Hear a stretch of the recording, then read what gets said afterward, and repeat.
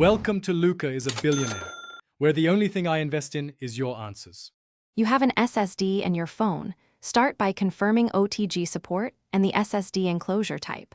First, connect the SSD in its USB-C enclosure or attach a USB adapter.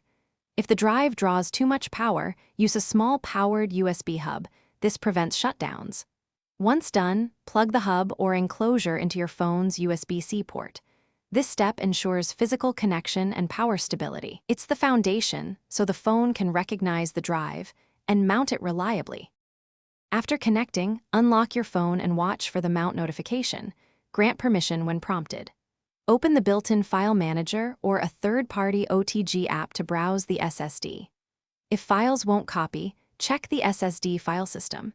XFAT works well for large files, while FAT32 limits to 4 GB. If your phone lacks NTFS support, use an app or reformat the drive after backing up. Make sure background apps aren't blocking transfers. Slow writes may mean the SSD. To finish, always unmount or eject the SSD from your phone before unplugging. This prevents data loss. If the drive isn't recognized, first try another USB-C cable or a different enclosure. Some adapters lack data pins. Next, test with a powered USB hub in case of power draw issues. If problems persist, connect the SSD to a PC, scan for file system errors, and backup data. Reformat to XFAT only after backing up. That usually resolves compatibility faults quickly.